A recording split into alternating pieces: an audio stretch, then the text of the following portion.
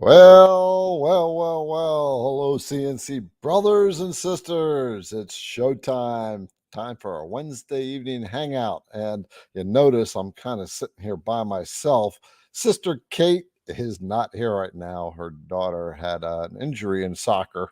And so she is working her way to being here after she gets that all sorted out. So maybe she'll be here, maybe she won't. I'm Garrett with IDC Woodcraft, and welcome to our Wednesday evening CNC Hangout, where I will do my best to help you with CNC questions, and we can hang out and chew the CNC fat. Brothers and sisters hanging together. So let's first of all say hello to people. And boy, it feels so weird. I feel so naked without Kate here. It's like, what am I gonna do? I'm scared.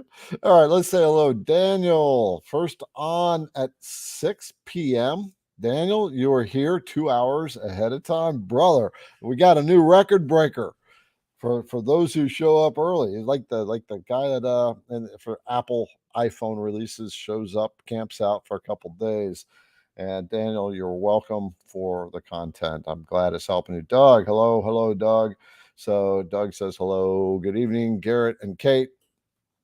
Well, halfway there. Hey Tim, how you doing there, brother? And we got Wooden Tobacco. Hello, Spencer and Dion. There you are, and P. Noel. And then who else we got? Oz the regular. Oz, so glad you're here, brother. And Brian, hello from what is that? Westland, Michigan. And Dirk, hello. Just received confirmation that your Onefinity Elite Foreman will be shipping this week. Another brother has joined the ranks. Well, will be shortly. You have that sucker in hand. Wait till you do that first cut. That's when it gets really amazing. Madra, hello, sister. And who else? We got Chris from Down Under.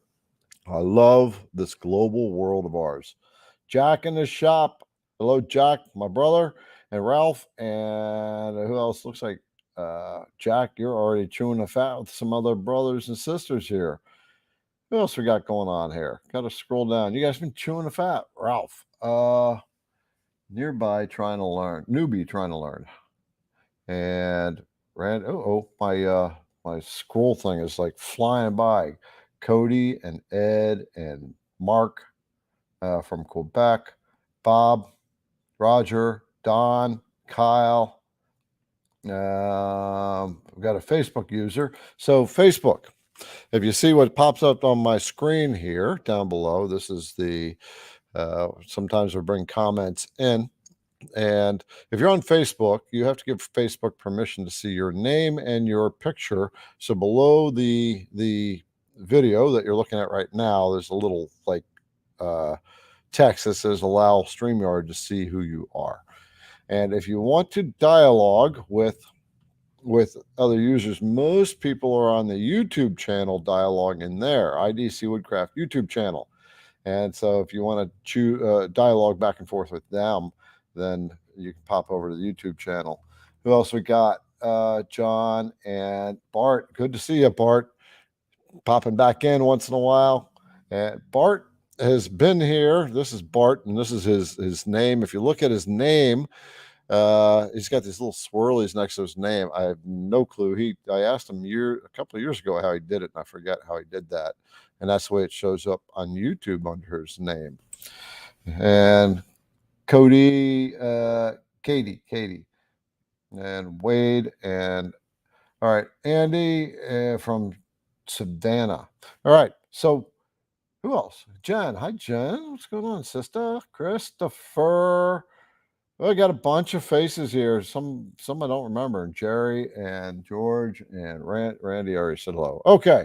All right. Well, let's rock and roll. So, as you can tell, if you're just popping in, I'm just here by my little lonesome without my sister, our sister, CNC sister Kate Tucker. She is tending to her daughter right now who injured herself in soccer. So I got to try to pick up all the pieces here. Oh, Don, it's your first time here. Is that Don or Dan? That's Dan. Dan, okay. The O's and the A's look the same to me on the screen here. So, all right. So what we're going to do is we are going to try to rattle through some questions here on CNC, try to help you out as best as I can. To let you know what's new on this end with IDC Woodcraft, right there, I'm only showing half my sign. I am now working with my tooling company. We are designing up some new router bits. I've been getting a lot of requests for half-inch shank bits. And I put a post in CNC Entrepreneurs. So CNC Entrepreneurs is the Facebook group that I have running. And if you are not in it, you might as well join it. We got about 34,000 members in it right now. That's a lot of creators to be hanging out in one space. And if you're on Facebook, just above the video, there's a description, and in that description are links.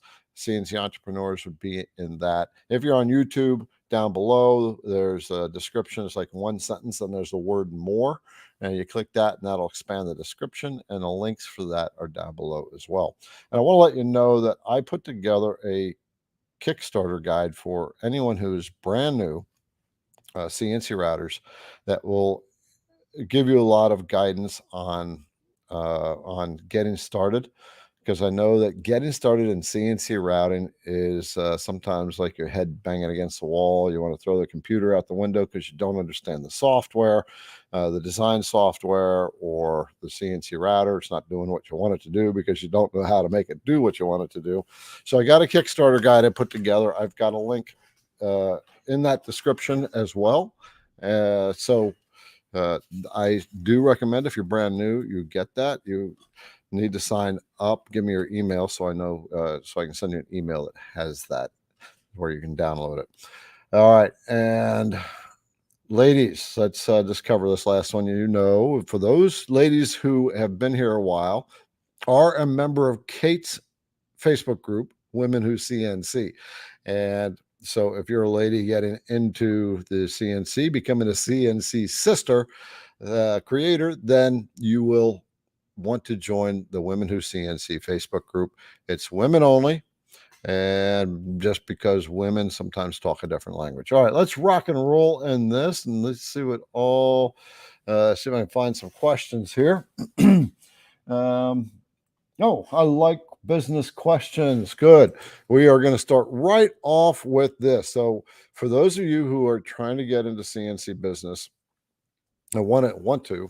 So, I got to tell you, wait, before I'm going to take that off for a second, there is several words I don't have in my vocabulary that I hope that you will learn from this. Number one is try. I take the word try out of my language. If we try, it's just we do or we don't. And so that's just the way I do it. And the way if I catch myself saying the word try, I kick myself in the butt and I correct myself. I don't use someday, if, maybe, uh, wish. And I can't stand when people tell me good luck, because nothing is built on luck. It's built on knowledge, skills, and application of skills. And so this lends into business and how we have to work with business as well.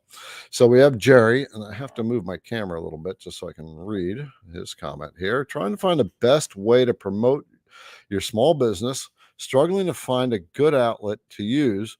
Been trying Etsy and Facebook Marketplace. All right. So the first thing I want to share when it comes to business, first of all, I have quite a few YouTube videos on business, and also with Kate. This whole live got started with Kate being mentored. And business in and of itself is a mindset it's like a mindset shift. Yeah. We don't know what we don't know. And the results that we get are based on what we know or don't know. And so if we are not getting the results that we want, it's it's because we are missing something, and it's usually because we don't understand the aspects of business. So I'm going to tap into Jerry, because Jerry, you are not alone, brother, and thank you for bringing this question out, because it's a big deal for a lot of CNC creators. First of all, When you're trying to find a good outlet, okay, the first thing, the reason why most struggle in the different resources, Etsy or marketplace, is number one is because we don't necessarily understand who we are selling to and why we are selling to them and how to get their attention. So this goes for all business platforms, whether it's marketplace or Etsy. Marketplace generally is a regional type of thing. Some people do very quite well in marketplace, depending on the product, right? You want to make products that the market is interested in, uh, based on a niche that you're in. So, Jerry, the first thing I'm going to say, and say this to the rest of the creators that are working and trying to build their business and are wondering why it's not working so well, is the first thing is to try to determine the window, and I'm using the word try because you have to sit down and think about um, what area you want to work in, right? Meaning, we don't want to make projects all over the place. I want you to think of walking into a store that sells clothing. They're very organized. You know, they sell clothes. You're there because they sell clothes. You're buying some clothes, or at least intending on looking at clothes. You know what the business does. It's very clear. But if you go into a pawn shop, you really have no idea what's there until you step inside, and there's a little bit of everything. Pawn shops, uh, or something to that effect, don't have an organized structure other than they are there to make money off the people that are pawning stuff. But the idea is they don't have a good structure. A pawn shop that only deals in firearms has some structure. It's so when you're making projects, you want to narrow down into a window of or a family. I like to use the idea of flags. We'll assume that you're in the United States, but if you're not in the United States, just bear with me. Look at the idea of American flags, right? It's very patriotic, it's very strong. There's a lot of emotional attachment that Americans have to the American flag because it's a symbolism to us, and we are proud to be part of that, right? So that in and of itself has a strong emotional value, and it's a good niche to be in because a lot of people buy it, and it's a market that will never saturate ever, despite what you might think or what other people say. It will never saturate. If you are making just lots of different things and your Etsy store has a bunch of odds and ends that don't really plug together or have some semblance of they are all part of the same American flag family, we'll say, then you have a little bit of clutter going on. And the way this works in business is all psychology. This is the lesson I want you to take back when Jerry, if you feel like you're struggling, it's because if you don't have clarity in what you're doing, then the people you are trying to engage to get attention from and come and buy from you don't have clarity. We project a lack of clarity from ourselves, and when we don't have that, we we we will struggle. So clarity means you know the market, niche, kind of niche down into what you're working on. And then you can focus on what people are looking for in those types of projects. Now, the next thing to think about in business, we are in a digital world, whether we like Facebook or not. I don't care for social media. TikTok drives me crazy, but I use it because it's a business platform. I view Facebook, YouTube, TikTok as a business tool. And so you want to take advantage of those, Jerry. You're trying with the marketplace, but you want to zero in on one and get good at that space. For example, with me, even though all these other social media platforms are out there, number one, the people who that I can reach them the best is through YouTube. They are looking there for, how can I do CNC creating? And then my business of creating router bits and selling those to the market is stemmed off of that. So first, narrow down your niche. Next, because we are in a digital world, we have to play the digital game. Whether we like it or not, we have to do it. It's just the way people buy now. Like, so what you need to do is understand how the digital world works. When it comes to Etsy, the first thing you want to do to get people to come to your product is you need to understand what they're searching for. Now, when you are typing into a search bar on YouTube or Google or Etsy and you start typing something in, that search bar opens up and there's lots of different terms that are popping up. So you can say, you'll maybe type in American flag for, and let Etsy populate the rest of that in that list for men, for women, for military, for firefighters, whatever. You want to use those exact phrases in the titles of your Etsy title. So you would say, let's just say you're making American flag carvings for firefighters. That's exactly what you're going to say in the title. American carved American flag for firefighters, and then you are going to pepper the rest of that title with keywords. Anything that relates to what people are searching for in that category. American flag, carved, wooden, and you'll just use things, but you'll want to know what people are searching for. And that pop down is going to give you that data. Use those terms because those are SEO terms that people are literally typing into the search boxes. And the other thing is, and I can't preach this enough, images mean everything. They say a picture speaks 1,000 words. It's the truth. The first thing that grabs us all, because we are visual people, is the image. So your pictures have to be good quality, number one. Like, brighten them up if you need to. I always brighten up the images that I create. Number two, pay attention to the surroundings. Even though this is what we call staging, even though as we're shopping, we're looking directly at the item. Psychologically, we are framing an emotional feeling based on the surroundings of that picture. So if you put a surrounding that has a feel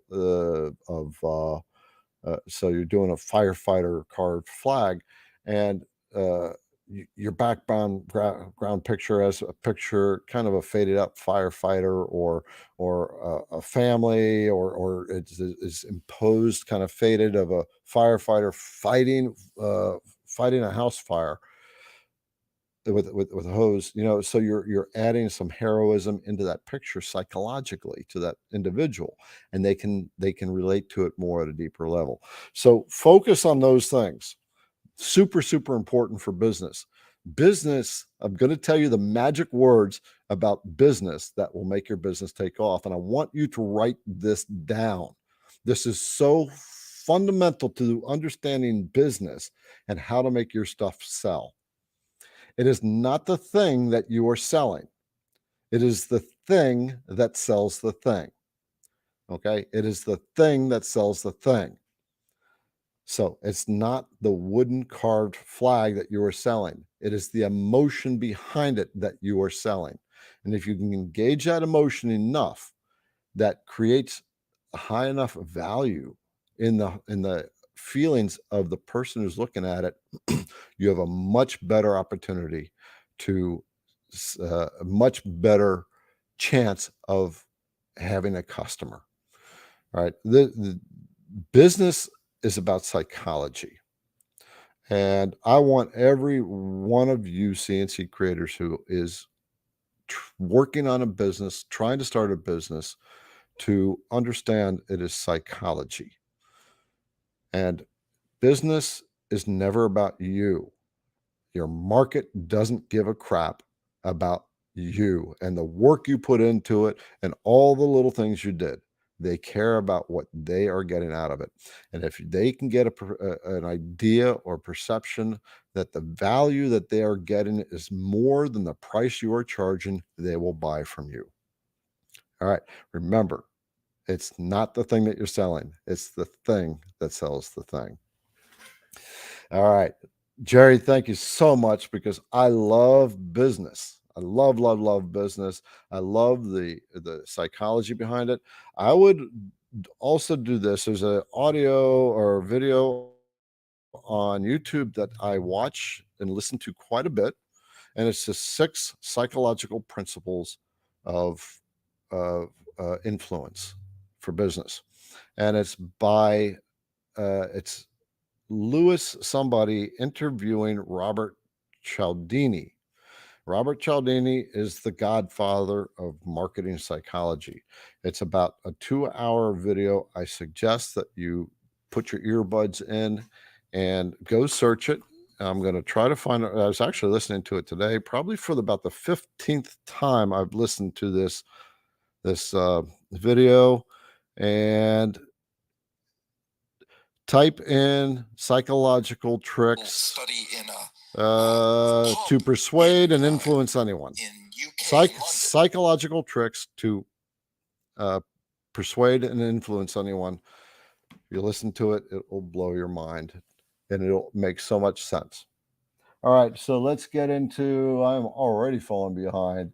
It's 8:20, and I haven't even gotten to. I got 8:02. Kate and I always fall behind. So before we move on, I'm Garrett with IDC Woodcraft. I'm the router bit supply company for you and your amazing creations. And this is our standard Wednesday night CNC hangout, where we get to ask CNC questions or business questions, like Jerry just asked, and we get to hang out and people get to chew the fat with each other. And I can't wait to get work on some get together. Kate and I are talking about it. All right. So Steve has a question. Hi, Steve. Question for you about feeds and speeds. You use predominantly the IDC bits cutting pine with your wife. You're driving the bits using the database settings with your long mill. Okay, so there is still not a question there. Speaking of IDC, so there's 2 things. Number one, if you're using the Vectric VCarve Pro software, which is the one I use, and that's the one I recommend, on the IDC Woodcraft website, at the top in the menu, you can get the database and import all that data in one shot for all the router bits that are carried on IDC Woodcraft, and you can use those settings for other brand bits as well.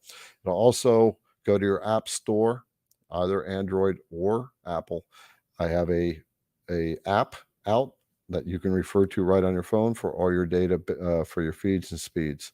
Okay, so Steve, I'll be looking further into this and hoping you finished up your question. Oh, wait a minute. There you are. Your chips are like sawdust. Oh, great. Should you be driving your bits harder? Yes. If your chips are coming out like powder, then your feed rate is too slow. Now, Steve said he's using the IDC feeds. The feeds in the IDC are conservative, and they are intentionally so. They're not so slow that it'll burn up your bits, but they're slow enough that for someone who's new, it won't break their bits until they get a good feel for it. So, Steve, yes, you need to increase your feed rate. Your chips should feel like sand, not like powder, at least like sand, or heavier. Okay, William, hello. And Bull, Facebook user, says it's Bull. Hello, Bull. I'm assuming Bull Shanigan. Bull Shanigan is the guy who runs the Facebook group The Make. Bull is very good with 3D modeling in the Vectric software. All right, it's a big Ed from California. And Tom, just got your long mill 48 by 30. Yes, can't wait to see what you make out of that. Make sure you send me your first project. I don't care what it looks like, because you're going to be quite happy just that you made a project and quite proud. Who else we got? And Steve said you're going to love your long mill. I love my long mill. I got a Phantom here, the Pro machine. That's one I recommend if you want to go to pro level. And then, of course, the long mill MK2, 30 by 48, and I got a 30 by 30 as well. So I'm not sure if I got links for those above or below. Let's keep going on. Okay. And some. And Kassam. All right, love your lessons, but sometimes I wish you were more to the point and not too much, not so much on the minuscule details. All right, so this is talking about the videos that I create, and thank you for bringing this up. I love openness, honesty, and just bringing it out. I will share with you, for those who think I make very long videos, yes, I do, and I get very much into it. I have found that many creators who come into this don't know a lot about computers, and they don't know anything about CNC. And so, like all of us, like babies, we have to start with our pacifiers and work our way up, right? And so, my job is to explain in multiple ways so that people who are just starting out can grasp the concept. And I feel that's my place in the CNC journey and teaching, is to help the beginner get started.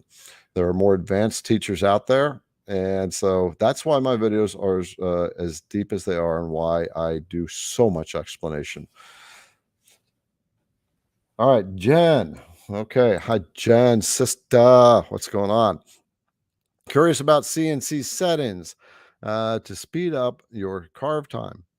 You've heard about adjusting jerk settings, which I don't know what that means, but not sure what that is.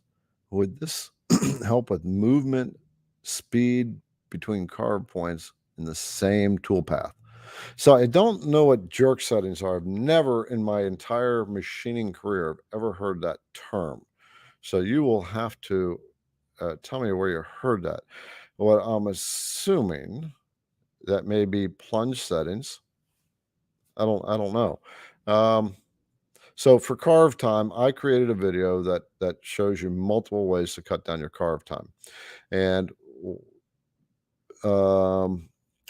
but first I want to say, for those who use the Vectric software, Vectric, when it does final touches, it has a tendency of doing a little bit here, jumping all the way over the other project side of the project, doing a little bit here, all the way back to do a little more here, there, and it keeps jumping back and forth, and it sucks down time. And that has to do with the mathematics within the software. I'm going to contact them and ask them about that. I'm sure they know about it, but it's a pain in the butt. But I put a video out about carve time. One thing is to consider your tool paths. If you go to like your clearing tool paths, consider increasing your step over on a clearing tool path. So you make one tool path that's going to come down to almost the finished depth and almost the finished sides, and use the 90% step over and run that bit a lot faster. That's double the material it's taken out, so that cuts your time in half right there. And then you just come back in with the same bit if you're using like a down cut, and then you'll redo the tool path where you're now coming down to the finished surface and the finished walls, and there's very little material to take out. You can run it fast that way too. So that's one of the things that you can do. And you can increase your past depth, or how deep the bit will go into the material before it starts carving sideways. And there's a number of other things. It takes a little bit of time to get that, but that's one of the big things you can do to cut down your carve time. When it comes to 3D models, you're kind of SOL, because 3D models, the router is constantly doing this throughout the 3D model, and so there's no time for it to get up to speed. When it comes up, it's got to change direction, so it's lots of acceleration, deceleration. It's very hard to calculate carve time. For example, I will show you a project this is a carve that I did on my Phantom. Very detailed, and it's almost finished. And that the software said it would take about 2.5 hours. It took 9 hours. Right? It just can't calculate for the for the acceleration deceleration how much it had to do on that. So Jen, that's part of the answer. Hey, there's Bull. What's going on? He's back in. He's in on YouTube now. So Bull, I said, is Bull Shanigan. This is a guy that will help you with one-on-one. Kate will do one-on-ones with you, and she's got some. She's now got some good business understanding after all the mentoring we've done. So I've got links for Kate one-on-one. She'll do Vectric one-on-one with you, and Bull is one of these guys who understands the really good with the 3D modeling aspect of it, and he also is very good with light burn. So if you go over to his group, The Make, and seek him out, you can schedule some time with him, and he'll get you up and running. Bull Shanigan, remember the guy. All right, so let's move on. We have Jesus is on board, and Richard, and let's see, Dave. David's saying, welcome, Brad. Chris, if you all had your choice between Onefinity Elite Foreman and the Open Builds Lead 1515, which would you choose? So I don't know, because I've never touched the Open Builds. I do have heard good reports on that. I'm going to let the community answer that for you. And so just watch the thread. I'm sure many people have already answered you, but put in the chat for those of you who have Open Builds, and those of you who have Onefinity. The Elite Foreman is the big boy that they've just come out with.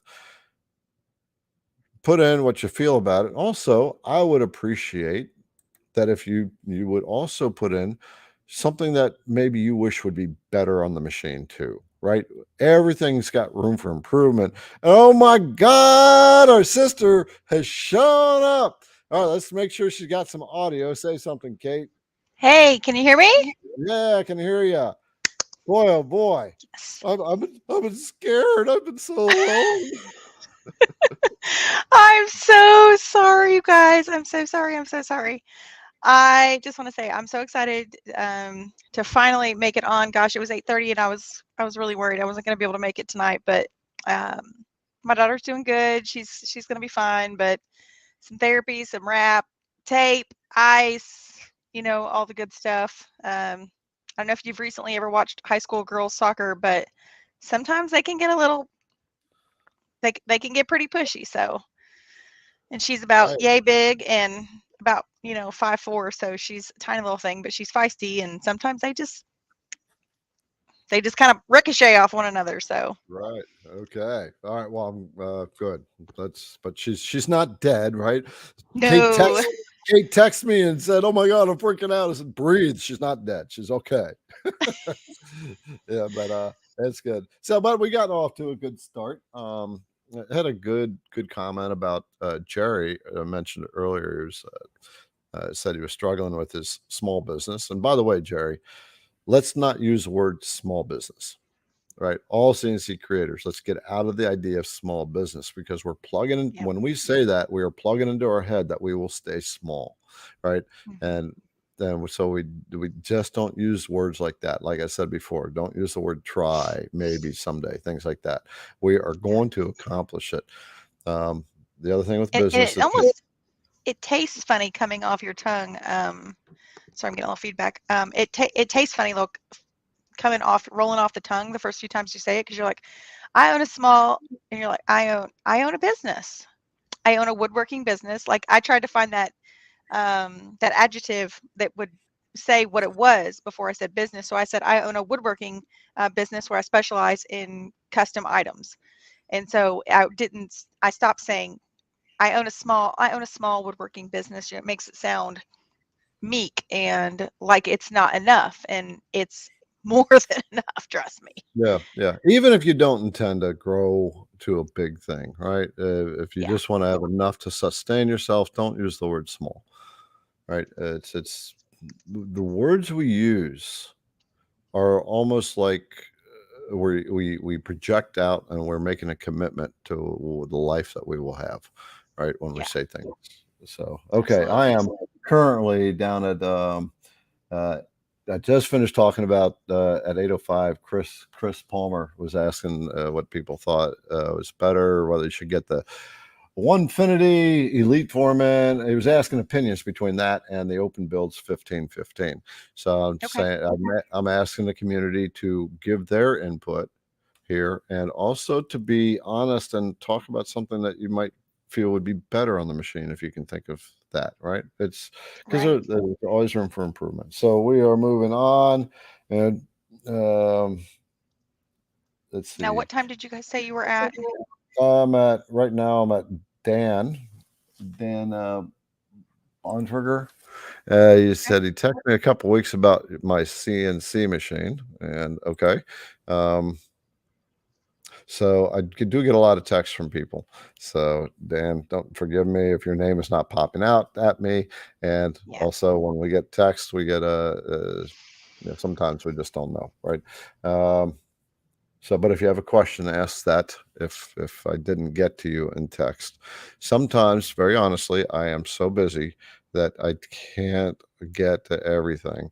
Um, Mhm. Now, I just used a word that I do not like to use.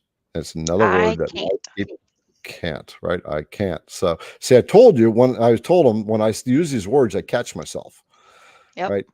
So, can't comes out of my language, and I rephrase it. I don't have the bandwidth at the moment to capture everything and keep it up here. And that's why I'm Mhm. hiring people who can help me take care of that, so I can uh, be more to the community. So this is how we catch ourselves and reframe our minds by catching the negative words or the limiting words that we say. All right. So Yep. Dan, the man has got a question. Kate, take over, man. I've been doing all the talking. Or sister, sorry. Oh, you're fine. It says, Oh, oh, question. oh, oh, and Kate is going to share some news tonight too. So Yes. just so you all know, she's got something she's very excited to share tonight. But we'll get to that in a little bit. Let's get to Yeah. our brother Dan. All right. He says, while surfacing my spoiled board, my machine stops in the same spot during a Y move, keeps running but doesn't move. It resumes normally when it starts the X-axis move, but it's lost its place. Oh, Okay, so one I'm of the not reasons sure on this one. yeah, you want to try this one? No, you go ahead. Oh, okay. Now, one of the things I have seen is sometimes the code will be corrupt, right? It'll punch out a code, and for some reason, one of the lines just came out odd, and it like threw in an extra character for some reason, and that may be because of some background electrical noise, what they call EMI interference, electrical magnetic interference, just at the right time. And so if it's doing that, but look for an error, right? When it stops, Mhm. if your software may say there's an error. And the other thing is it may not be telling you there's an error, but the machine has somehow hit some kind of limit, where when it hits that limit, it doesn't have something in its program to say it's an error. We've hit a limit, and so it kind of leaves you blind. It depends on the software you're using, the machine you're using. Do you remember what Dan is using? Uh, no, I honestly don't. Um, but I will say, I know, especially on the Onefinity, if there is like a corrupt line of code on our interface, our well, everything's backwards in this thing.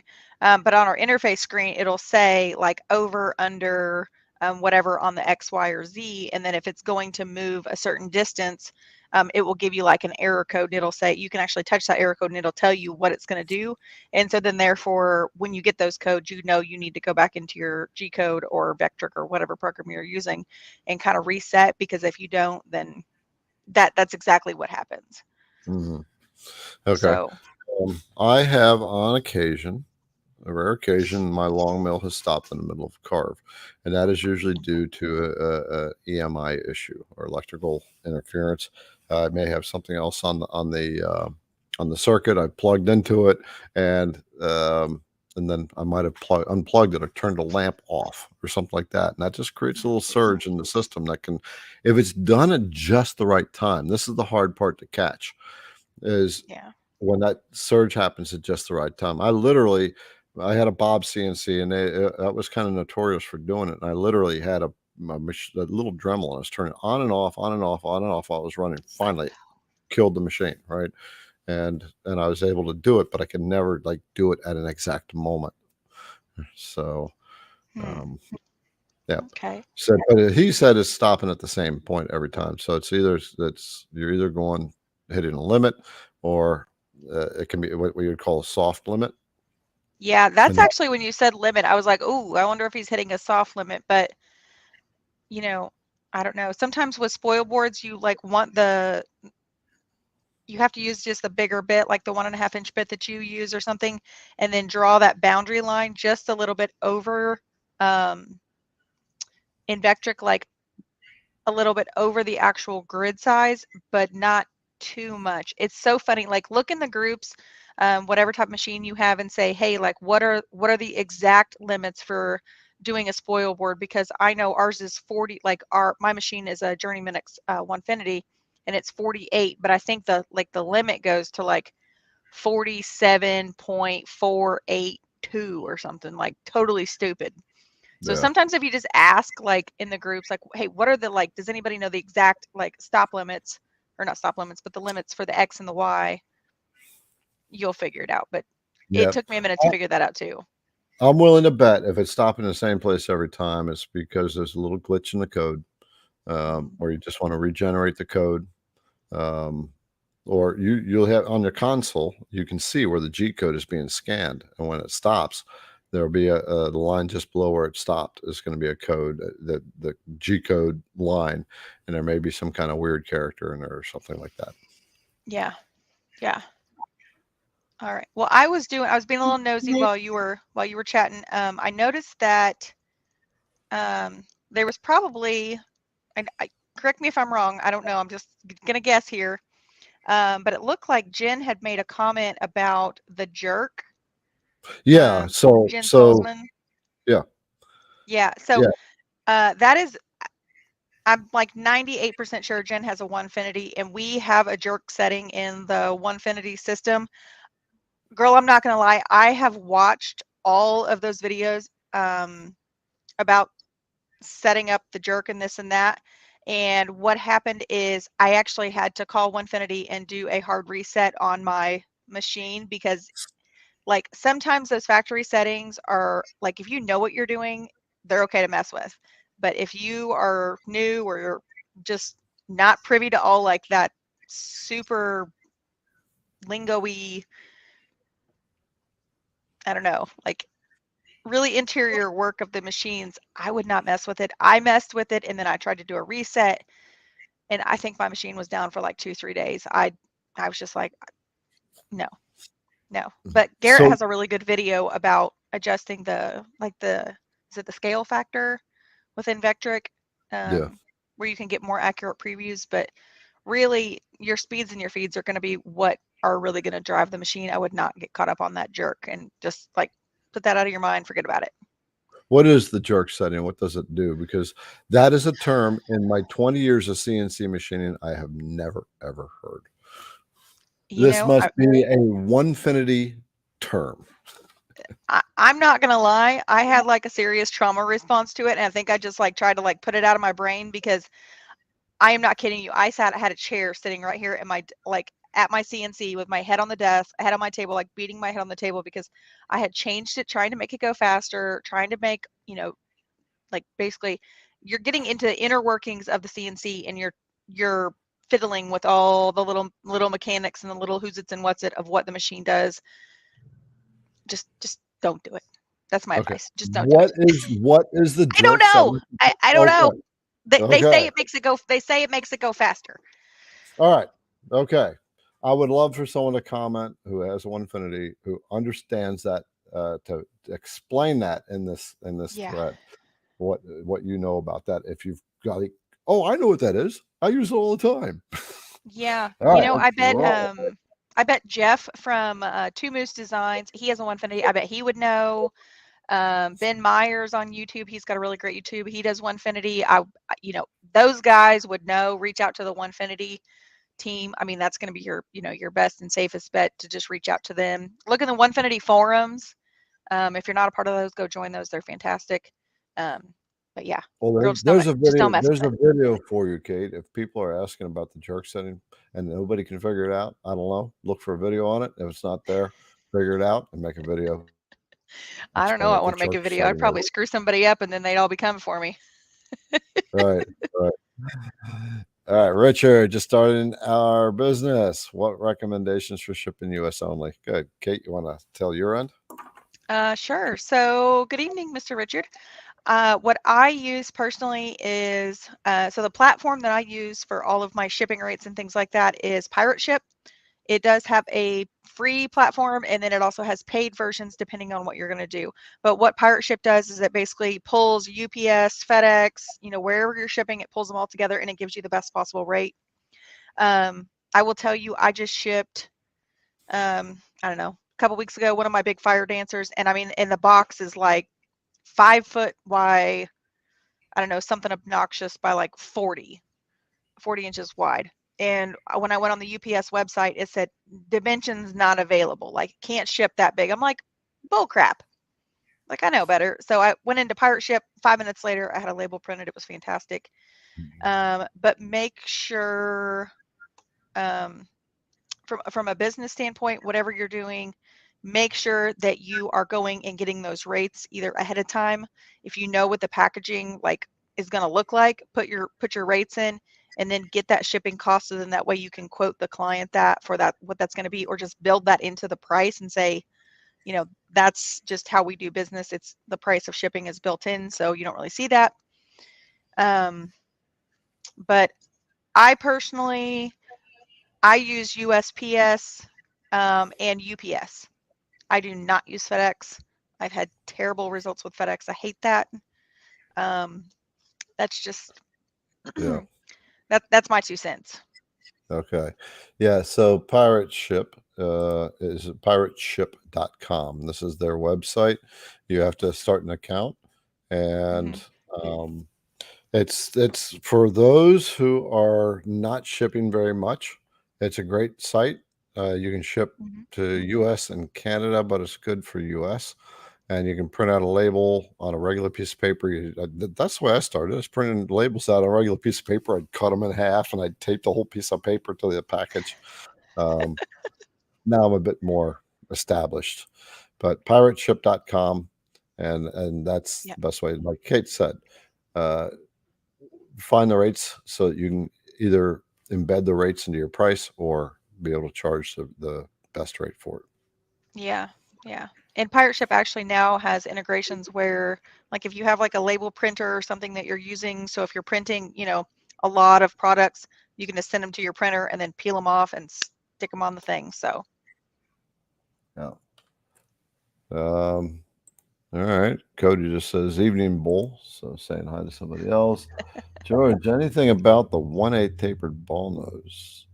Going on about a 1/8 inch tapered ball nose. I get what he's talking about. I guess I might have talked about this before. You know, for those who have the 1/8 collet 1/8 shank machines. oh, I was All like, right. okay, I'm Yeah. lost. Yeah. So, um, yeah, I guess that's one I have not done anything with.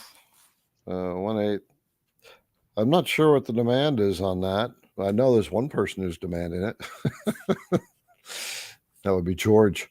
But in the meantime, George, you can use a 1/8 taper ball nose. There are a 1/8 ball nose if you want to do some 3D work.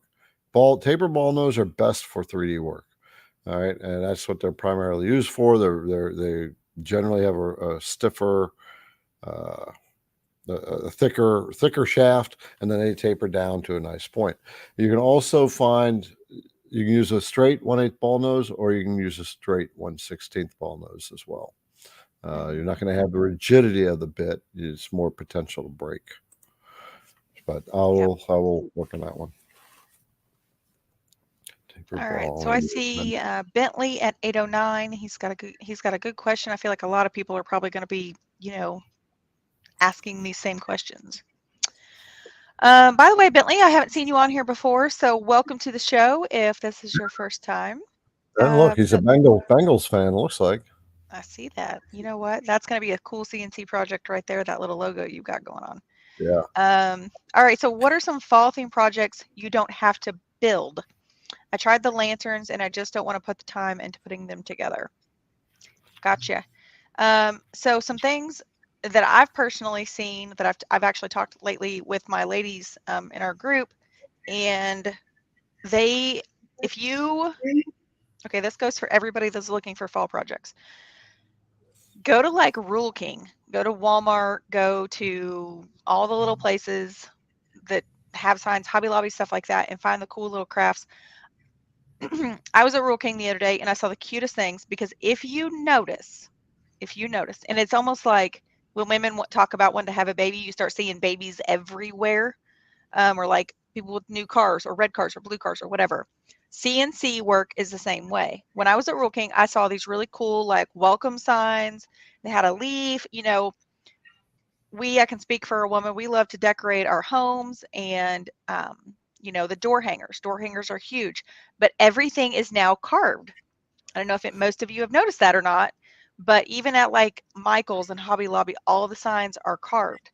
But as far as fall projects, any little cute things like Halloween decorations, those are huge right now. I've seen people taking like cedar picket, like buying like a fence, like a cheap little fence panel and cutting it out and then painting it, but it has to be something that like, uh, would be easily replicated. Like you could make really cute, like little figurines, like a ghost and a witch and like a pumpkin, like just have like a stake in the ground.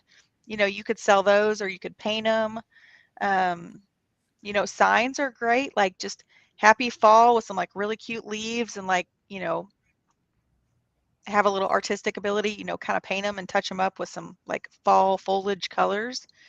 Um, like the fall welcome signs, all that kind of stuff is huge right now. Anything that says pumpkin spice, cut out like little pumpkins.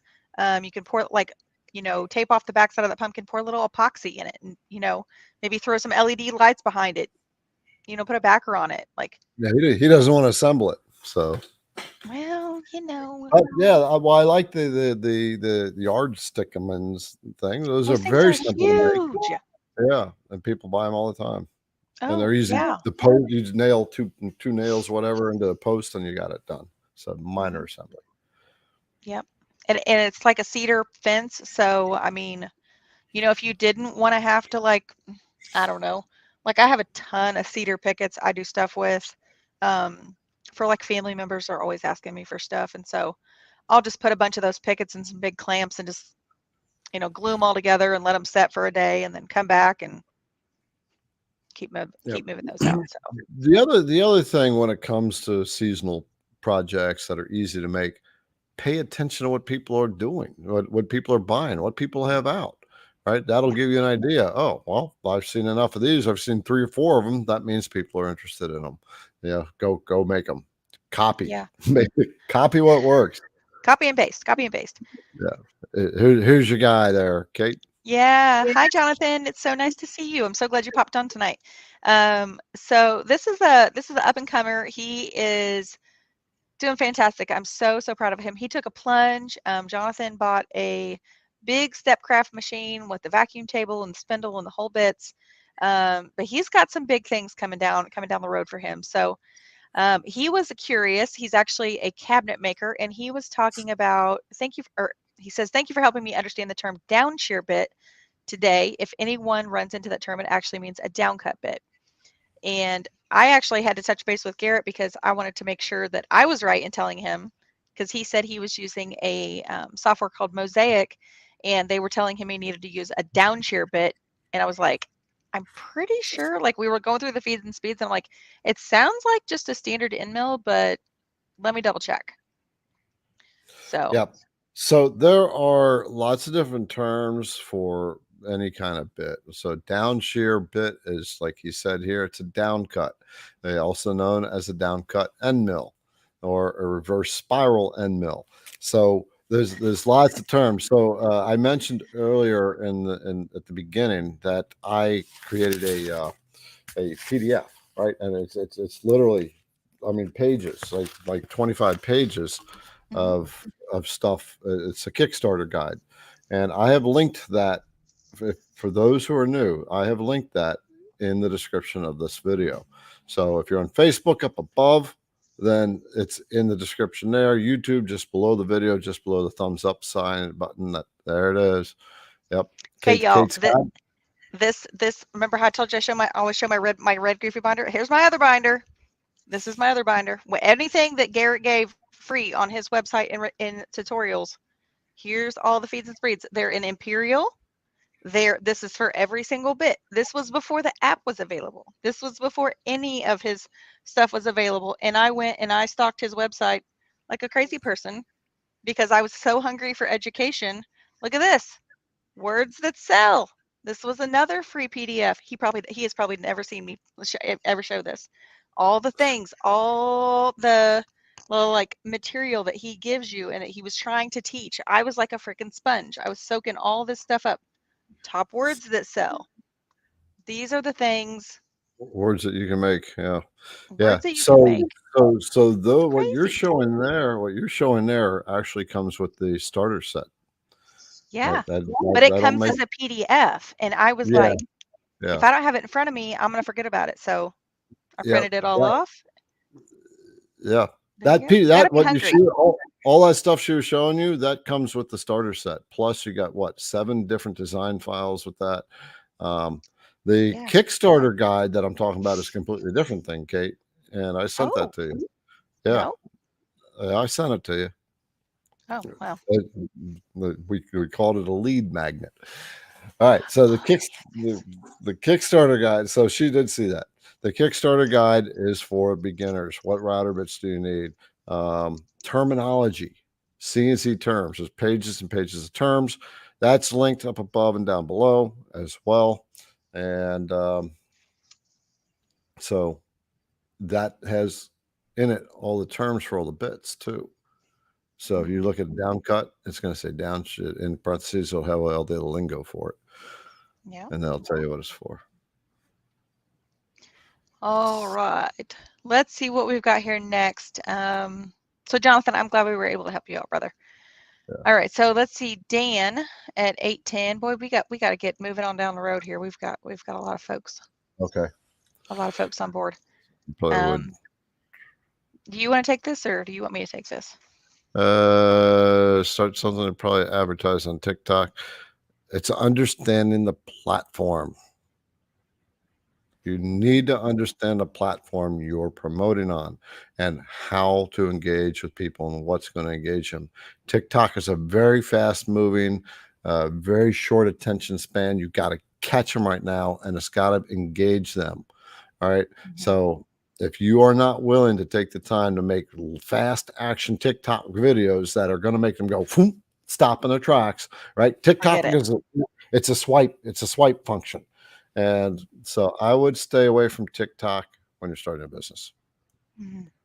Well, and I just want to say something really quickly. If in one of our mentoring sessions, we kind of covered this like social media, where to advertise type of thing. And I think we counted up 8 or 9 different social media platforms that I was personally on. And I was pulling my hair out, sitting there every night, trying to repost. And yes, now there's like all these apps where you can load it to one thing and it'll just shoot it out everywhere, but it doesn't always land like it should sometimes on some of those apps. So you just have to be wary. But Garrett said, narrow it down, find out where your audience hangs out. So if the people that you're trying to sell to hang out on TikTok, that's where you want to be. The other thing about TikTok is they have the TikTok shop where you can go now, but you need to remember that those are products that people are knocking out like lightning quick. Like that is not really like that's like your like print on demand t-shirts, stuff that these people are making and they're just knocking out like relatively quick, or they're like tangible products they're, buying from China and they're stocking or whatever, and they just like shove it in a bag and ship it out. So us as, in our custom space, woodworkers, things like that, I just don't think you're going to have a lot of success there. I mean, that's just my personal opinion. I don't want to like discourage you from doing that, but if that's where your heart is and that's you've got a project that can do that. But for me, like I make a lot of custom stuff and I put a lot of time and effort into my products. So TikTok is not where you're going to find me trying to sell my products, because that's not where my people hang out. It goes So, back to what I was saying earlier to Jerry's thing before you showed up. okay. You number one, what Kate said, you've got to know what the niche. Once you're in a niche, you got to know where they're hanging out at. Okay, Mhm. and understand the demographics, the different demographics um, in the different social media platforms, or not just social media, but other Yeah. platforms. Facebook is not so much a young people's thing anymore, right? TikTok is, um, right. You have to understand the demographics that are hanging there too. So Mhm. the big thing is don't throw mud trying. You've got to think about this first. That's what Kate was doing. She was just, oh, I'll try here, I'll try here, I'll try here, without any rhyme or reason of taking the time to step back and say, what am I serving? Okay. Yep. Also patience. Dan said, yes, he understands how it is to try, how it just is to get your business built up, not try, right? Yeah. Just what it takes. It does take time, patience. Many of us start business thinking we're going to have action right now. And you have to Yeah. let the algorithms of the different platforms, Etsy, Facebook, Google, TikTok, Yeah. Oof. they don't just throw your stuff out to everybody because you just happen to put something on there, right? Yeah. They need to know you're there for the long haul. Well, your business is like the exact um perfect like perfect example of that, because you created content on YouTube and you're adding value and you have a need, you're fulfilling a need. And so your customers need high quality router bits. They need to know how to use Vectric. And so you've created a following and you've created a customer base. And so therefore your social media platform is, in the following that has produced, is the fruits of the labor of your fruits. The I think that's how, business, I don't know. the I'm too business, tired. It's been a long day. yeah, yeah. The business is the fruit of my labor Yes, thank you.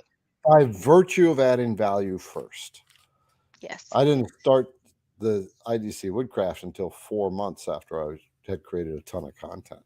Yeah. But because of that platform, you decided to build a website, and Yeah. that's where your money was well spent in building up that website, adding your products there, because your customer base, where your people were hanging out, knew that they could go to this website and that's where they could buy the products.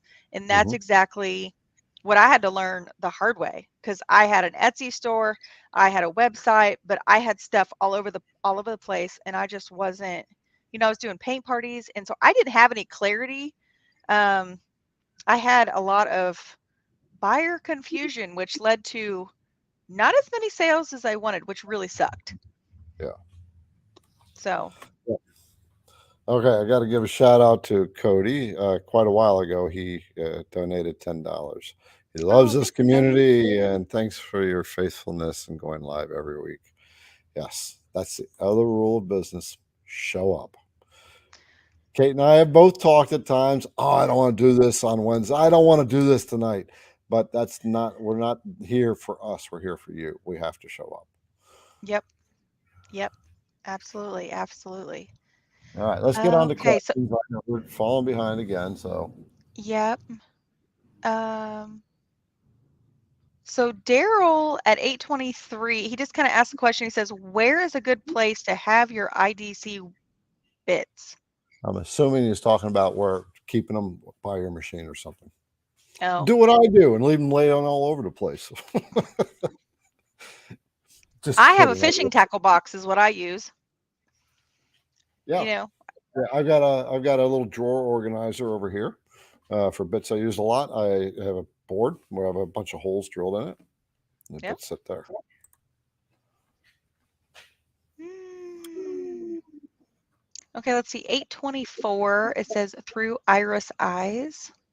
I love that name, Through Irish Eyes. Irish. Oh, That's I think it's something else. yeah, yeah. It says That's kind of yeah. Go ahead. no. You're fine. Go ahead. What were you gonna say? It's such a catchy name. Hmm. It is. You I know, agree. It says I had inquired about bits for personalized carved baby vests on your page, so I'd know what to purchase on your website. oh, okay, yeah. So they messaged me today. They sent me Mm, pictures of these wooden carved like vests or look like uh, looks like vests. Yeah. So okay. that's the taper ball nose bits. There's a 3D. Some are 3D and some are 2D V carved. Right. So I started to answer. It was a very busy day, so I apologize for the scratchy answers I gave you. Um, for the I can't remember where your message from. Was it Facebook? Going Well, to that's another. okay. Yeah. So if you're doing 3D, you want to use the taper ball nose, which I did send a link regarding that. And I'm going to bring up the website and just talk real quick about it, just because it's just about that. And called me out right in the show. That's good job. All right. Um, okay, let's They share my screen. figured out the method to the madness. Yeah, yeah. Well, if I can't get him through his messaging, I'll get him here. All right. So for All right. project, yep. So can you see my screen? Yep. You're good. Okay. So for general 3D carves or carves with good detail in them, you want to use this bit when you're doing 3D. It's a fine detail 3D carving bit. Um, if you're going to extreme fine, then you want to use the ultra fine. Now, this is the ultra fine, and this is the kind of project you're going to pull in with the ultra fine, this kind of detail. The projects, most 3D projects don't require this much detail. So I the love that bit. yeah, yeah, the fine detail uh, 3D carving bit is what you want. For the flat ones that are V carved, then you want to go to V carve bits. So I always recommend this set right here, the ultra clean set. Mm-hmm. Um, if you don't have V bits, these are bladed V bits, and these will be very clean cuts. Pine is a fuzzy wood. These cut pine pretty well. You'll still get fuzz from pine, but these will clean them up better than your flat bladed V bits. By flat bladed V bits, I am talking about something um, like these guys right here. That's a flat blade V bit. And if you look at the end, you can see that's a flat blade. Okay, so let's move on. Okay, Agreed. All right. Let's see. So right up underneath is Bob Burks at 824. What is the best way to eliminate the swirl marks when surfacing or leveling your project? So either one of us. I'm down for whatever. go for it. I'm winded after explaining that last one. Oh, you're fine. You're fine.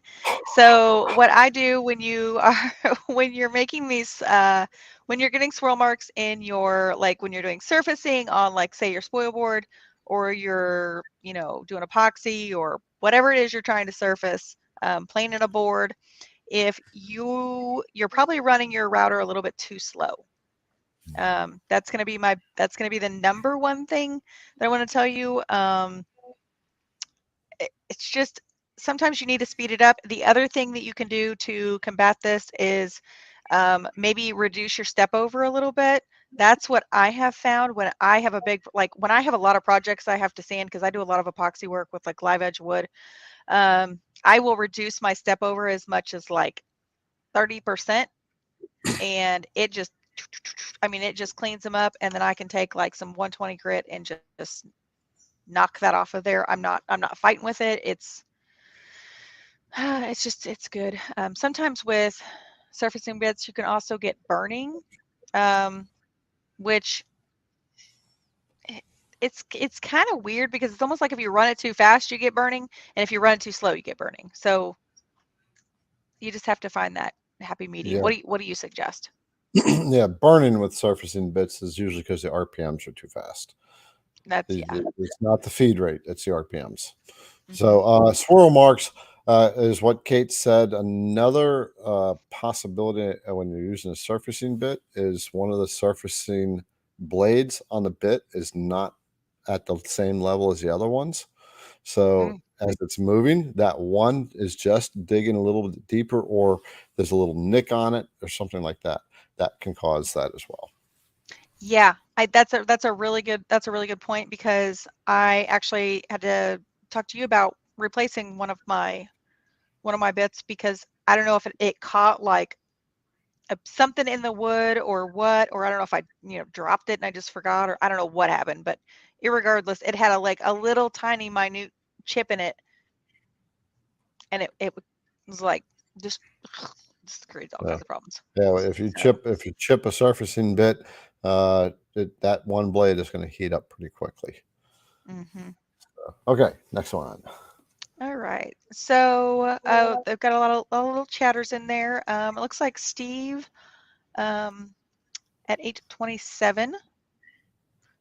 All This you, one. Thanks for all the you help at? as always. Can't wait for the half-inch bits. Me neither, man. Ooh, Thank you for the $10 contribution, Steve. yeah. So right under him, we've got Mark. He's just kind of giving you a shout out to the 1/8 drill bit on his cribbage word. He must be possibly from Canada. Yeah. Hey, Mark. Okay. Yeah, he's talking about the lightning bit. So there's a lot of question out there about drill bits and drilling cribbage boards. Hmm. And if anybody's trying to make them, and you're trying to peck drill it with an end mill or drills, whatever, you know how long it takes. It's just like you have 120 holes per track, and you're doing 3 or 4 tracks. Yeah, that's an hour and a half of drilling, 2 hours, and so that's why I came out with the lightning bit. Right. So he's talking about the. Did I close my website? I did. I did. Um, well, anyway, Oh, the go ahead. no, I was just gonna say, yeah, the drill bits. I honestly, I never knew the difference before, like you telling me and like learning about them. I was like, a drill bit, like why would somebody need a drill bit on a CNC? It just didn't make, I mean, I guess, I didn't really need one, so it wasn't like something I was familiar with, if you will. Gotcha. Gotcha. Yep. There's lots of different reasons to drill on a CNC, depending on the project, obviously. Yeah. Um, when it comes to drilling, I'm going to say this now. Don't ever, ever, ever drill. I've said this before. Don't ever drill with a down cutter. Never. You are asking yourself to burn your machine down. A down cut will just push all those chips and they'll pack it down in the bottom. And it's like an Indian starting a fire with this thing on hyper steroids. And you'll Oh start boy. a fire that fast. What about, Never. I'm just going to ask a general question because I don't know what I don't know. I mean, can you use an upcut bit for something like that, or is that a no too? You can use upcut flat bottom bits, but you have to peck with them, right? There's an end Okay. mill, an upcut end mill. It only has so much clearance up the flutes for the chips to ride up. That's the difference with drills. They have a lot of room in the flute, and so they can clear To out the chips. eject the chips out. Yep. I will also say you want to stay away from your standard high speed steel drill bits that you buy at the store. They don't have a nice sharp point to them. The ones that I had designed is to solve drilling problems and to um, make your drilling a lot faster. So I these, mean, of course you did. Like, I mean, that's just amazing. yeah, yeah. So that's it. It's so you can run these at 17,000 RPM. They're designed for the router speeds. 17,000 RPM. You're running it down at 60 inches per minute. And you're doing the full length of the hole in one shot.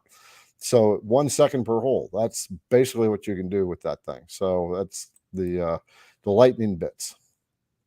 Very good. Very good. Yep. Okay. All right. So right under there, we've got Katie. Quick question group. Oh, going to buy a V-Curve Pro in the next 48 hours. Can you buy through link and trial version of Pro I've been using? But is there a link I can use so Garrett gets his credit for it? Oh, yeah. Well, thank Miss you, Katie. Katie? Yes, there is. I don't know if it's in the live YouTube videos, but in all my other videos, there is a link down there that'll link you to get V-Carve Pro. You actually buy it through the Long Mill website, and then I'll get a little bit of credit. You're still buying it from the Vectric software from them. That's just Long Mill selling a license. So that buys me like a couple candy bars. So thank you, Katie. So Dan was so helpful. He actually answered his Oh, exact question for you. So I think that's great. Yeah. Yeah. Okay. So this might be a little tricky, but we'll go for it. 828. We got Vince. Okay. Says, hi Garrett. When I'm cutting with example 1/4 inch end mill, if the speed is going more than 1,000 millimeters minutes 5 millimeters dock, my CNC whistle vibrates. Hardwood oak. Why? I have I can't remember that name. Jinmitsu 4040 Pro. Gamatsu. So first of all, I got to convert. So he's 1,000 inches per minute, millimeters per minute. Give me a minute. 1,000 per minute divided by 25.4 is 39 inches per minute. Divided by 60 is 0.65 inches per half an inch per minute per second. So times 60. So that's 30. That shouldn't vibrate. That's 40 inches per minute, and 1/4 inch end mill at a depth of cut of 5 millimeters, which is just shy of a 1/4 inch. That's like 3/16 deep. You should not get vibration. Good Lord, what are you, like a human calculator over there? When I was in CNC machining, over here. What is he doing? When I was in CNC machining, I worked for a Japanese company, and so Japan is all metric, and so I was very good with the metric. As a matter of fact, I prefer metric over inches all day long. Inches, after you get used to metrics, you look at the inch imperial system and go, who the fuck came up with that? This is so insane. Sorry, guys, but it's just the imperial system is so You probably made like everyone from Canada like so happy right now. Because they're always, I see in all the forums a lot of times they're like, why is it always in inches? I hate working in inches. Right. Okay. So your machine is making noise. It's whistling, vibrating. I'm going to suspect that either the bit is getting dull or something's loose in the machine. That should not be doing that. In fact, at that rate, you should be heating up your bit. It's a little slow feed rate for 1/4 inch down cutter or 1/4 inch upcut or down cut. Yep. Check your machine. Make sure everything's tight. Betcha. All right. Katie's leaving tonight. Okay, so we've got a Facebook user at 8:30. I'm not sure. Says, can you make a bulk buy option on the Beast? I use exclusively that bit for MDF, and I get 20 sheets out of 1 bit for speaker boxes. That's bulk, cool. yeah. I can always come up with a bulk thing. Email me independently, and or just send Garrett, send me an email. Volume always comes with the price. There you go. So Jen, right about 8:30, she is making that comment. She's talking about those jerk settings She's says, I've heard about the max jerk settings on Onefinity forums, but elsewhere as well. I'm looking for more for the travel speed of the bit when it picks up from one spot and travels to the next. Okay. Number Girl, one, we're gonna have to figure this out. yeah, one of the things you can do is increase your plunge rate. That'll so here's a couple things that'll cut down your time. Number one is increase your plunge rate, and number two is crap. I forgot number two. Darn it! It was right there, and it left. Are you talking about the rapid Z's? Yeah. Like Well, when you it can't picks up, really change. like how the height? Oh yeah, yeah. The Z height. I usually when Yeah, I that's what I was thinking. Like when the bit comes up and it moves over, like so it's not like coming all the way up and then traveling back over and then all the way back down. So you're losing all that time in between those movements. yeah, I'll bring this one up real Is quick. that So what you were that's it. gonna say? Yes, yes. So that's I'm making that for Sarah. She runs a big flower garden she's got. So that's a little surprise for her. Hopefully she's I not think you watching showed today. me this and it did not resonate, and now it does. Okay. All right. So and when you're in the tool path area, so we're looking to the right, upper right of the screen where it says set. You click that button, the menu's going to open up. Down at the bottom, you're going to have your clearance and your plunge settings. So your plunge, that's a plunge height. That's meaning it's going to pull up above the material a certain distance. Make that number as small as possible. It needs to be above the material, so a positive number. And I would make it no more than a 0.1 as long as your material is flat. That way it'll raise up just above the material and move around. Sometimes if you have it set to a half an inch or 1 inch, it's got to spend all that time moving up before it's going to start wrapping somewhere else. Yeah. Oh, so much going on. So much going on. Yeah. So many little things all the days. That's All why right. one of the reasons I say get the training, right? We've talked about this with about Kyle Ely's course. So learn your CNC, Yes. right? Because again, we've invested in our machine a lot of money, our tooling. We've spent a lot of time on Amen. YouTube, and how many times we spend on YouTube trying to find the answer to your software, right? And you're going because you never find the exact answer, and Yeah. so And that's why as you all well know, there's like 3 to do everything. there's what. So it gets a little dicey sometimes. It really does because I mean, you see it one way and then you see it another way and then you see it another way, and just know that all 3 ways are valid. It's okay. Yeah. Yep. Um, so there's if you have the Vectric, I do recommend you take Kyle's course, right? You invested in your equipment, you invested in the machine, the tooling, the supplies, getting your shop wired, your vacuums, all that stuff. Now invest in the skill to use it the right way, use the software the right way so you can make your projects. Just as simple, something as simple as nodes. If you don't understand nodes and how to work with them, you can have it'll look good on the screen. When you carve it, it's going, what the hell happened here? And it takes forever. Yeah. Yeah. Yeah. So I would suggest you at least look at learnyourcnc.com. I've linked that as well. We actually had a live with Kyle as a guest, the guy that actually Yeah. created this course. Yeah. But there's Yep. links in the description, one above in Facebook, down below, and YouTube in the description. So You got do it. yourself a favor. Do yourself a favor and invest in that knowledge too. Your designs will come out so much better, and you'll get all kinds of tips that you never even realized. Also, ladies, any ladies on here, Kate, talk to ladies. You might as well let them know. You might as well give you the floor. You've got something to share. Yes. Okay, ladies. Whew. I was so nervous that I was not going to be able to make it, but I made it. And so now we have the big news. I've been I won't say dragging you along.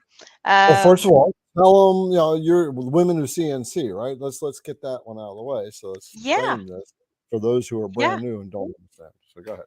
Okay, yeah, absolutely. I apologize for that. Good point. So if you are a woman in the CNC space, please head over to Facebook and join our group, Women Who CNC. And it's a fantastic group of women of all walks of CNC, some brand new, some well on their way to doing amazing things. And we just kind of had a couple big hitters join. She's over on Instagram. Her name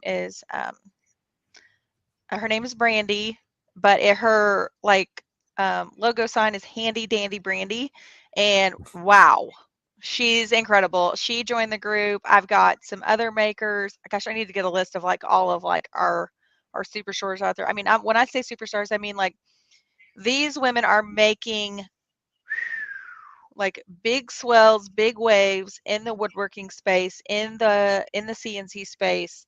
They're doing incredible things. So I mean, we're talking, 25, 30, up to like 100,000 subscribers plus on some of these things, and they're incredible to watch.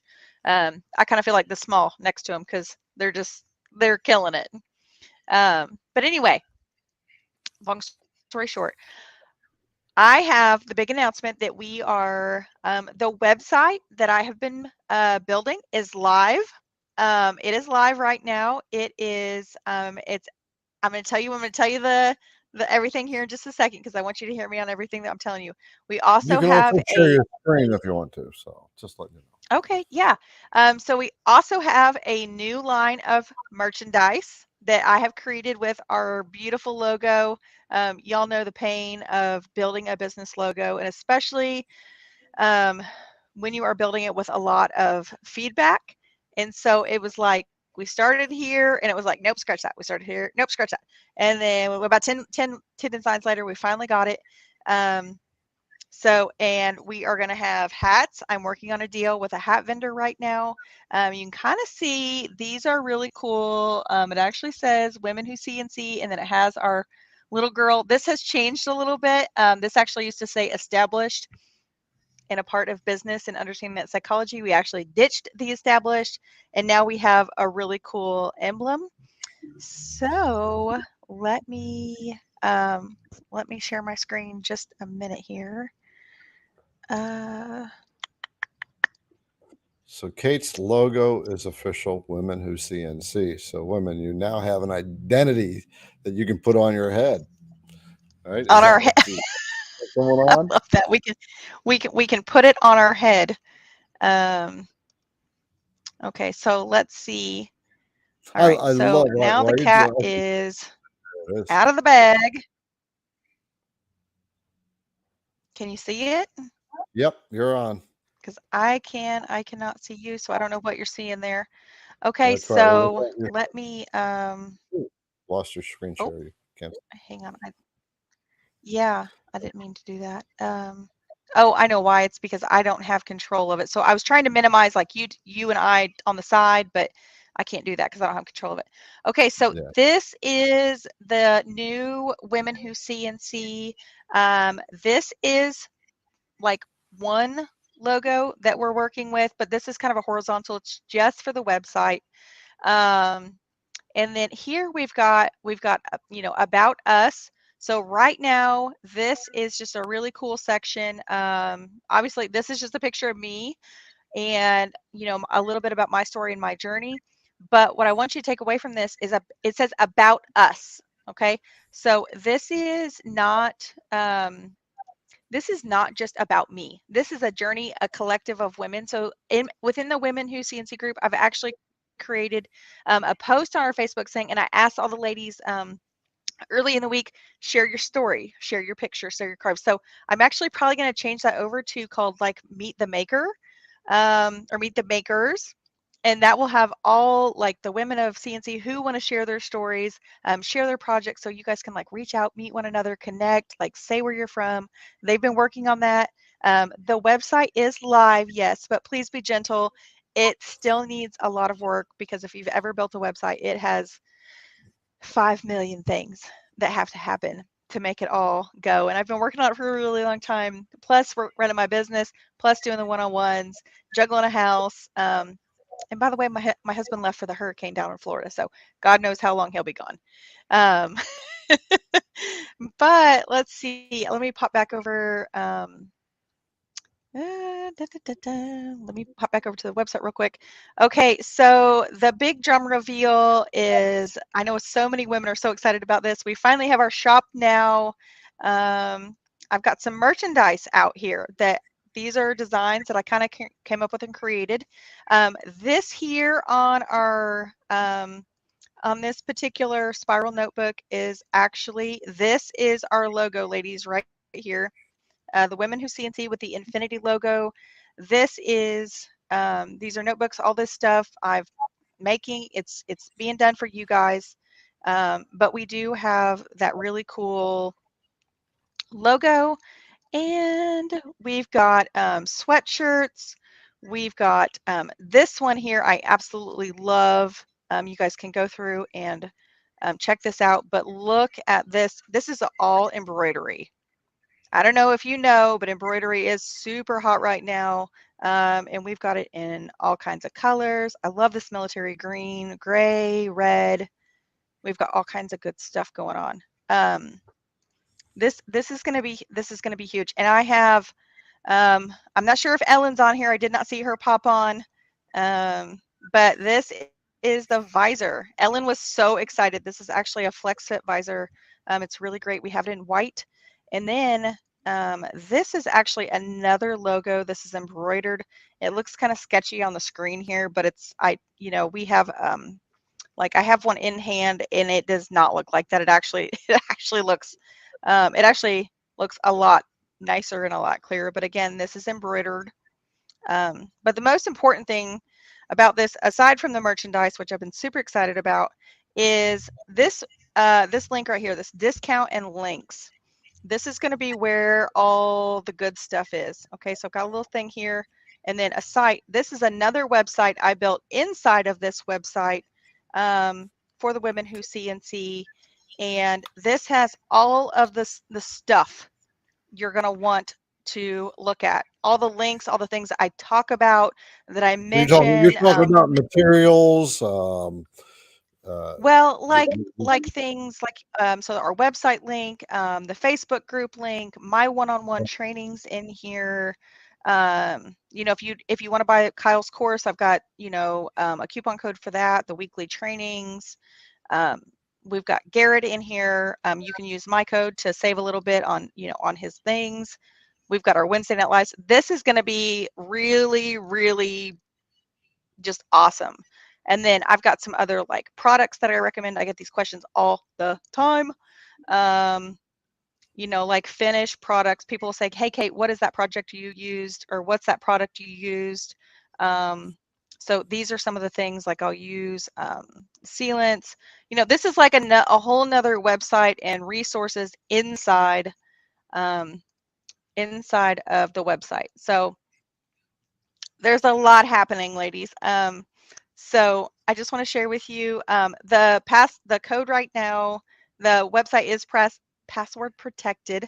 The password is 2323, and I will get that unlocked. I just had that locked for basically when you're under construction. I didn't want people going in trying to buy things and do stuff like that. So what's on there now is live. It's available.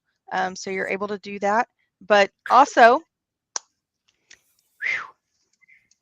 getting a little hot. I'm getting excited. yeah, yeah. All right. Uh, So basically, um, Kate has been working. Kate and I have been talking for quite some time, and she asked me to give her some guidance. And Kate has earned that by adding value to me first, right? This is one of the things with business, right? And so I have guided her. We did a mentoring series live.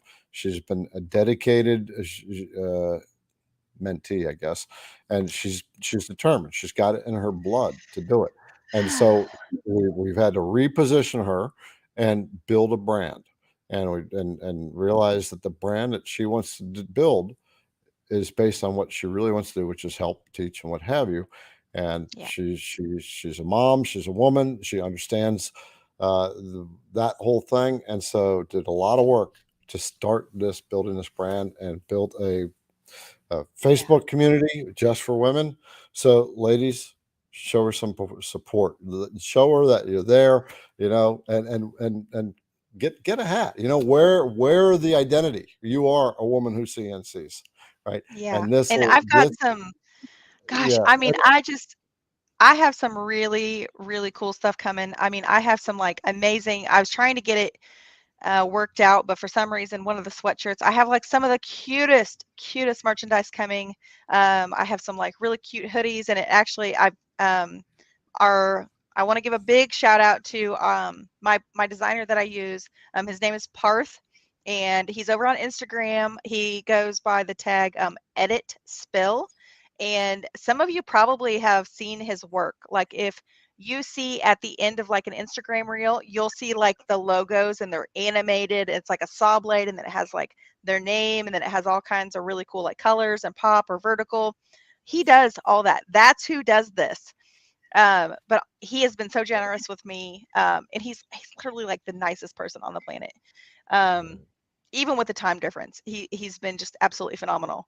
But I said I want to make these designs. I kind of gave him like some rough sketches on like a hunk of paper, and he said okay, and he just makes it come alive. But there's this really really cute one. It says coffee, CNC, sawdust, repeat on it. And then it has like a little design around it, and then it has Right. the emblem on the shoulder, the women who CNC. So we've got that for us. I have I have some really cool. It says like woodwork, and then it says her in parentheses on a big on a hoodie. You guys, I have like 10 different designs I haven't got uploaded because my main priority was getting the website live, getting something on the website live, so I'm not just dragging you guys out forever because I'm a perfectionist and I want everything to be perfect. But websites are so tedious, and when you're doing it by yourself, it can be overwhelming. Yeah. So Yeah. Okay. So at the end of the day, Kate's been talking about this. She's really excited. This is it's like my you remember baby. when you that first cut on your CNC machine, right? That feeling that you had, and this is where Kate's at right now, right? She's done a lot of work. So if On for the cloud ladies nine. yeah, the ladies who have gone, I'm glad we have women who CNC. This is where you say, Kate, thank you, and support her and say, all right, Kate, I want to be part of your growing business, right? So anyway, Yeah. all right, so cool. Womenwhocnc.com has been You'll launched. notice here on my little tag here, where it says Kate and then it says women, it doesn't say Rise and Shine Wood Signs anymore. That's been a really painful part for me. I want to say this for all the other makers out there. If you're trying to break out of doing everything and you're trying to break into your niche, you gotta let sometimes you gotta let go of that old part of you. I'm still doing custom work. Don't get me wrong, but I have really narrowed that down, and redefined. I've let go of my paint parties. I've let go of my paint party signs. I've taken all that stuff down off my Etsy side. I've still got to do it on my Rise and Shine site, but I hit some low points. I really did. I had a really hard time letting that go because I spent 7 years doing that and building that up. Still a sign maker at heart, but I'm moving on up. And also, I just want to put this out there. When you are supporting me and you're buying those products, that helps me pay for the fees of the website because sometimes there's a lot of things. Sometimes I bring in a designer to help. So I mean those things are not cheap. So that definitely helps, and it helps me also spend more time doing what I love, which is getting that content out to you guys, and building a platform. There's so many more big things coming for that website. I can't even talk about them all right now because I don't want to waste any more time talking about it. But Yeah, it's going to be huge. It's going to be huge. yeah, It's going to be awesome. Again, yeah. the code is 2323 if you want to get into it, and I will post that in the group if you missed it. That's womenwhocnc.com. Okay, I have gone all the way down to the end to take a look. We got Mark Lindsay has joined us. He joined in late, and he said, Oh, speaking hey, from Mark. experience, websites are never done, and he is so right. Um, Yeah. yeah, Oh my okay. Let's gosh. let's try to knock out a couple more questions. We are, All right. as usual, going over time. Right. I'm going to go right to the bottom. Richard has a question. and you've been trying to Okay. use this is probably yours, masking, so you could paint out the 2D carvings. Recommendation: product that won't release from the wood. Pieces keep coming off during the V carving. Oh boy, Kate, you were just talking to me about this like a few days ago. That nasty, you couldn't. Anyway, this is your ball game here. All right. Okay, so let me read the question. I've been trying to use masking so could paint out the 2D carvings. Recommendations: product that won't release from the wood. Pieces that keep coming off during the V-bit. Okay. I'm not going to lie. I did a couple projects the other day, and I literally wanted to pull my freaking hair out. This is a really in-depth question. I almost need to do like a whole video on YouTube about just like sit in front of the camera and just talk about all the different ways to do this. You know, I tried to do a masking video and it was like one thing would happen after another, and it's just been a dang nightmare. So if you're using paint, there's a very specific technique that you need to use. You need to use a flat paint. You cannot use any type of paint with sheen when you are making signs, especially if you want the aura mask to stick, especially on a CNC. Chalk paints are great. And any type of flat paint you can buy from like your local hardware store, Lowe's, whatever. That's the number one rule. Then you have to sand. Well, first of all, you want to prime, sand, paint, sand, and then you can give it a second coat if your heart desires, depending on the look you're going for. And then you want to give it a little, you want to give it maybe, I usually do use about 220, and then just take your hand over the project with some sandpaper and do that. And then you can apply your aura mask. So if you're using it on bare wood, you always have to sand and then spray that off, because if you have any remnants of sawdust on there, like, you know, use your air hose and spray it off. You could even spray it down with a little bit of alcohol and then just give it another quick sand, because basically you're just trying to raise the grain and get that off so the masking will adhere to it. Oil-based stains and gel-based stains really quickly.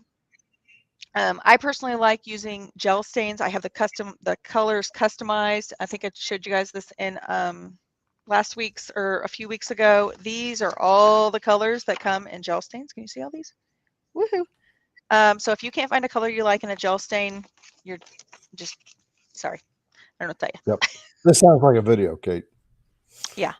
There's countless ways. Richard, you can send me an email. Yeah. My email's in the email below. Yeah. Mark Lindsay has made a couple other comments. He was a special guest last week. So if you want to see Mark spending some time with Kate and I, you know, the master, knocking us off our pedestals. And Mark's going, "Oh, I wish you wouldn't say that." I know, he's so humble. He's so humble. This is going to be a quick one here, Raul.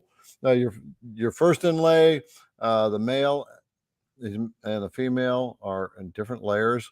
When you go to select the male in the second screen, you can't see it on the screen, but if I select the tool path, you can see it in the drawing. How to solve? I'm going to guess that your layer is turned off. So I'm going to show you real quick how to fix that, and this will probably solve your problem.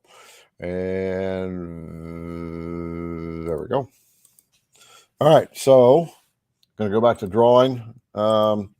Right up top here, it says layers. You click the layers, and you got a little light bulb off to the left of each name. If the light bulb is yellow, the layer is turned on. If it's not yellow, if it's black, it's turned off. So I'm going to turn this layer off, and you can't see the design anymore, but I will still be able to see the tool path. So that is my guess. Yeah. La, la, la, la. Okay, I was looking. I mean, I think Jen, like you've got so many comments over here about the jerk and people talking about that.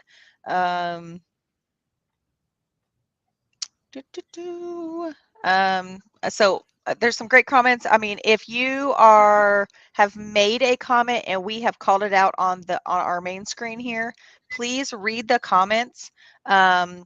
Also, go over, if you're on Facebook and you made a comment, and like I said, and we called it out, go over to the YouTube side on IDC Woodcraft and read the comments there, because there's so much information and advice on both sides. So don't limit yourself to just staying on Facebook. Go over to YouTube and vice versa, and read the comments of what everybody's been saying, because the two don't intersect. So if you're on Facebook, you're only seeing the people that comment on Facebook. Yeah, yeah, it's best to do that. Um, So we are really at the end of our time. Been going on for quite a while. Through Irish Eyes, don't worry about it. Made a comment. He said, "I just didn't mean to call you out." I didn't care. I just oh, yeah, I didn't care. I was just joking. Also honored that Mark has joined us tonight in the live, and so he's out in the audience there, and Mark Lindsay and we need everyone to else. find some time to have him back on. Yeah, yeah, and everybody else, right? Absolutely. A funny thing. I mean, we're hour and 45 minutes, and how many people are still hanging out? Right, we're at 85 right now. We're roughly at Sweet. 120 when we started. So for the questions we have not been able to capture, we do apologize. Kate and I do try, but we get lost, caught up in conversation, and sometimes dive in deep. And Well, so it's like we just the way. said, it's the CNC Wednesday night hangouts. I mean, Yeah. that's what we're doing. I mean, we do our best, but sometimes there are really important topics like you said, you were talking business earlier, like that. I mean, knowing you, you could go on like the whole freaking 2 hours about Oh, totally, CNC totally. business. I mean, like total, like, I mean, because that's like your passion. And when you're passionate about something, you talk about it. And it's like me with sign making and all the specs and details. And, my passion is the teaching and my website. And I'm just like, blah. Um, we just get excited about this kind of stuff. So we definitely do want to try um, and help you out as much as we can. Um, Again, yeah, check the description above in Facebook for some of the things like one-on-ones with Kate. If you need to email Kate, the Kickstarter. See if you're brand new to CNC, I got the whole Kickstarter guide PDF that I've created. yeah, YouTube in the description down below. Do you want to yeah. answer one more, Kate, or what? Uh, well, I was looking for one. I saw Ellen. She's so sweet. I love Ellen. Hi, Ellen. She I at think she said that 9:36. she Huh? putting capital letters down. Ellen putting capital letters down at the bottom when you were talking about your logo. She says, "I love it." Well, she said, so excited for my new visor and sweatshirt I am ordering. So proud of you, Kate. Thank you. That literally means so much to me. I love it. I love it. I So love it. so Plus, again, this is the culmination for you as anybody as a business owner, but Kate as the example of all the work that goes on, not just behind the scenes, but the mental work that goes on to make it happen. This is a big time for her, very yeah, big time. And I really uh, yeah. happy to see it. Right, I'm Well, really thank happy to you. see that you have come to this point. There's more to come. All right, and one more question if you want. All right, let's see. Oh, okay. I think this is a great one to close out the show with. So Daryl at 9:43. Doo-doo. Bring it in. So he says he is talking about he says question sharpening IDC bits. Oh, okay. So it is Something you not. do. Yep. Here's the word. It is not financially practical to sharpen bits that are less than about 3/8 in diameter. You'll be hard pressed to find a company that will sharpen smaller bits. Now I know there are a couple out there, but I don't know who does it. I don't. Yeah. So Yeah. I kind of heard the same thing. I want to put this really quick like final thought in there for people who are doing CNC business. Don't limit yourself to, if like let's say there's maybe an issue, or maybe you have a disability where like something happened and you can't work out in the shop anymore. I want to say this because I had an individual reach out to me about wanting to do this big design, and basically just doing like some profile cuts, and the design needed some some tweaking, if you will. And so basically, I've been working on this really cool program for this individual. What's really cool though is you can still make money by doing the design work and doing all, like, setting all the tool paths and figuring out, like, communicate with them, talk about what tools they're going to be using, what machine they're going to be using. You can set all of that with Up in Vectric, and then you can send them the tool paths and the file, and then they can put it on their machine. Because the guy said, I have this enormous machine, but I have someone who, like, physically knows how to run it and, like, put the tools in and, like, turn it on and all that stuff, but he does not know how to use Vectric. And so there's just a lot of really cool opportunities out there for you guys. So don't limit yourself. Don't feel like I can't do CNC work because I'm not in the shop. If you know and you have that knowledge that Garrett and I talk about all the time, you can still be extremely successful within this space. Your niche would just be designing, building tool paths, and selling that product, or working for a big company. So, you know, it's Here, a really, there's a lot of avenues. So don't close yourself off. yeah, yeah. Here's one of the things that I do is how can I how can I see a problem that exists out there that needs a solution? Right. And Absolutely. and you put that question out to the universe, right? And then let it go. And eventually Yeah. it'll come. And I always recommend journaling, right? Just write down what Yeah. you want, or they write down the questions. How do I get to such and such a point? Right. And focus on the future. Don't focus on the past or where you're at right now. If we are going to build something, we have to build it from where we want to be. So we have to get into our minds. We're in that place already. And then over time, if you work that and get your mind in that space, what eventually happens is you start looking back from that mentally, and it just comes to a point where reality just needs to catch up, because you're starting to shift yourself in that space and looking at it from that space. Then you're starting to be that person, and the world will form around you to create that. It just takes a little time. I hope that made Yeah. sense. Right. Yeah. All right. I Yeah, go ahead. I love it. I love it. I think it's great. Okay. All Absolutely. right. With that, Kate and I are going to bid everyone adieu. And Mark did make a comment about the sharpening of the bit. He says, depends on the bit, but if you mean an end mill, then yes, definitely you can sharpen. So we'll have to follow more up on that. I mean, you can sharpen them. It's just not economically feasible Yeah. versus the He says, I price. can't bring myself to pay $12 to sharpen an $18 bit. All right. There you go. Go buy a Pluck the new one. chip.